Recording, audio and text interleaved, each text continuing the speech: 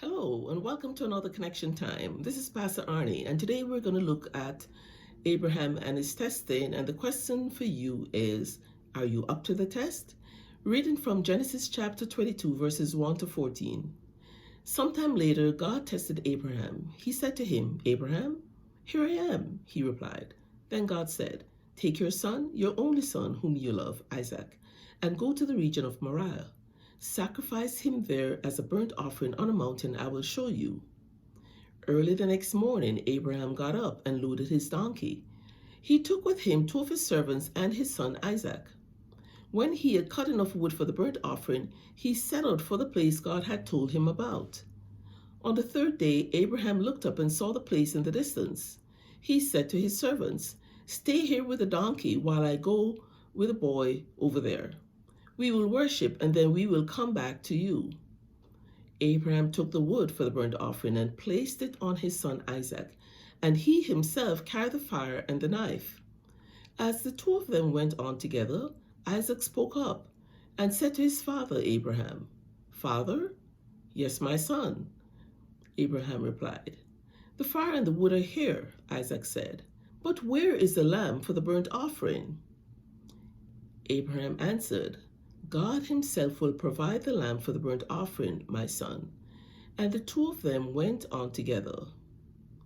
When they reached the place God had told him about, Abraham built an altar there and arranged the wood on it. He bound his son Isaac and laid him on the altar on top of the wood. Then he reached out his hand and took the knife to slay his son. But the angel of the Lord called out to him from heaven, "Abraham, Abraham." "Here I am," he replied. "Do not lay a hand on the boy," he said. "Do not do anything to him. Now I know that you fear God, because you have not withheld from me your son, your only son." Abraham looked up, and there in a thicket he saw a ram, caught by its horns. He went over and took the ram and sacrificed it as a burnt offering instead of his son. So Abraham called that place, "The Lord will provide." And to this day it is said, "On the mountain of the Lord it will be provided." And this is the word of the Lord. So imagine what happened with Abraham the night between verse 1 and verses 2 and 3, where he had heard from God that he had to sacrifice his son Isaac. Abraham could not have slept a wink. Perhaps he tossed and turned. Perhaps he paced the floor, praying, crying, and pleading with the Lord. He may even have found himself questioning God. "I thought you said that you were going to make me the father of a multitude of nations. I thought you said that through Isaac my descendants shall be named. How can that be if now I have to sacrifice him? I don't understand." Those are good questions, and we'll find the answers to them in just a moment. But first, let's simply notice that Abraham did what God said. Did he have questions? Sure. Was his task difficult? More than any of us can know. But the difficulty of the task and the questions involved never provide us with an adequate reason to disobey or drag our feet when we have a clear command from God. So Abram rose early in the morning and saddled his donkey and took two of his young men with him and his son Isaac, split the wood for the burnt offering, and arose and went to the place of which God had told him. That is true obedience, doing as God says, even when we don't have all the details, even when God's instructions don't make sense. Is there a situation like that in your life right now? Abraham amazingly obeyed God, but the question is, why? Was he just morally good-natured? No. We've already seen what kind of a sinner he was in previous chapters. So, how does a sinner like Abraham come to a place where he is able to obey God so steadfastly in such a difficult situation? And the answer is by faith, by believing that God, not Abraham, knows best. And in this case, by believing that God, through Isaac, a great nation, he was going to make Abraham a great nation.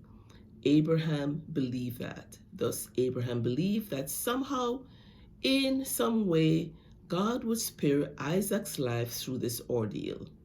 And that is why, in verse 5, he told his servants to stay here with the donkey, and I and the lad will go over there and we will worship and return to you. And he said that after God told him to sacrifice his son.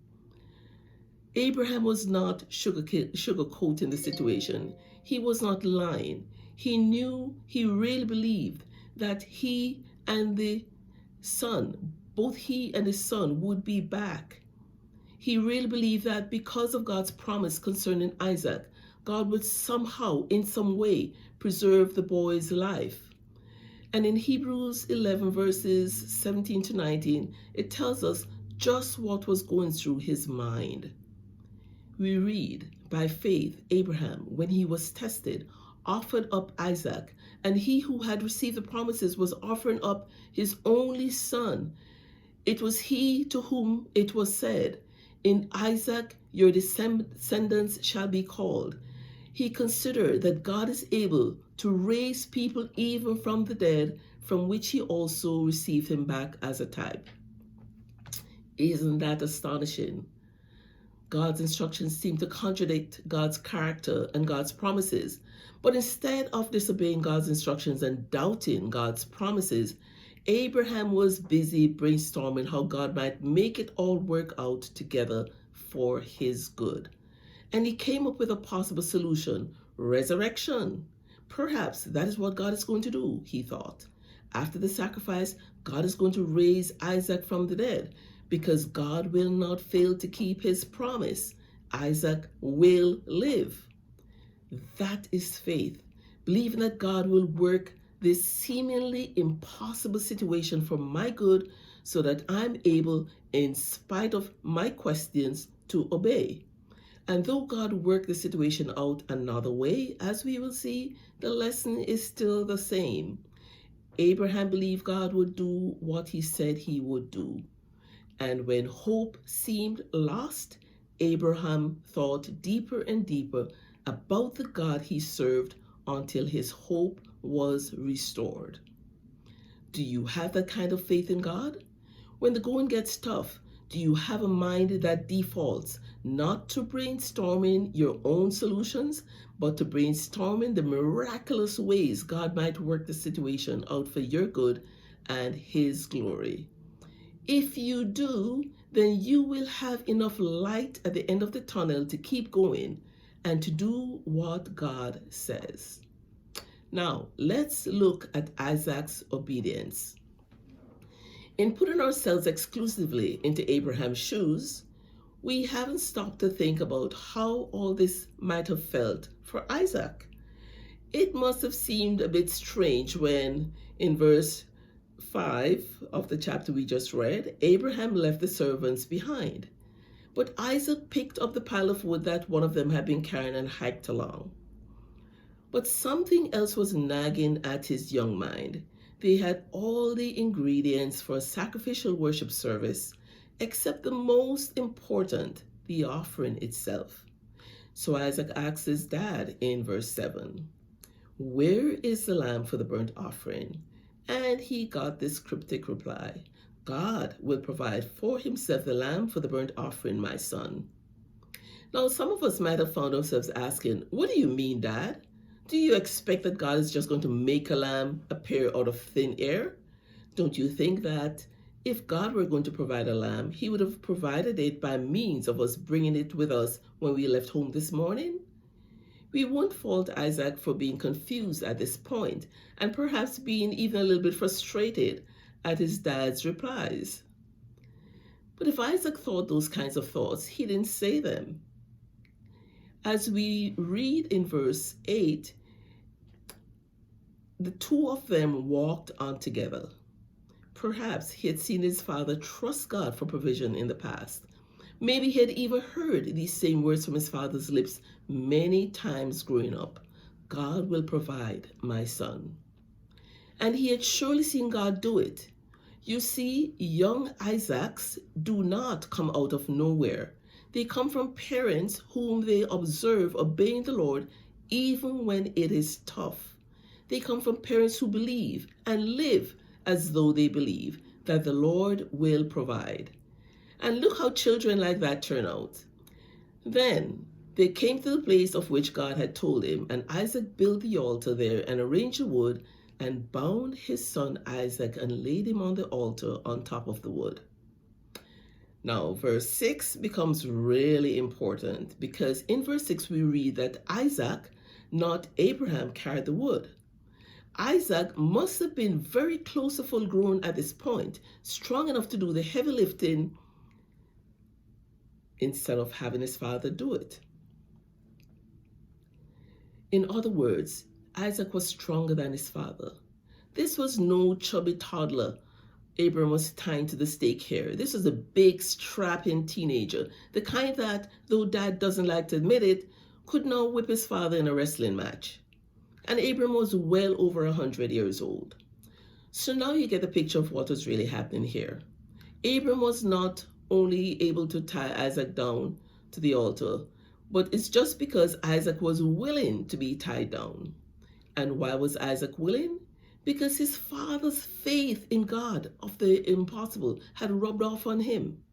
He believed what his father had said in verse 8, God will provide for himself the lamb for the burnt offering, my son. And if God chose him to be the lamb, then God knew best. I say to you again, teenagers like that don't come from out of nowhere. They do not generally arise out of families that are thoroughly moral but only marginally Christian. They arise out of families where Christ has become the first place in everything. Now, we're going to see how God provided. Let's hurry on to the climax of the account. Just as Abraham, hands trembling and forehead dripping with sweat, draws out his killing knife in verse 10, the angel of the Lord speaks, do not stretch out your hand against the lad and do nothing to him. For now I know that you fear God, since you have not withheld your son, your only son, from me. Then Abraham raised his eyes and looked, and behold, behind him a ram caught in the thicket by its horns. Abraham had passed the test.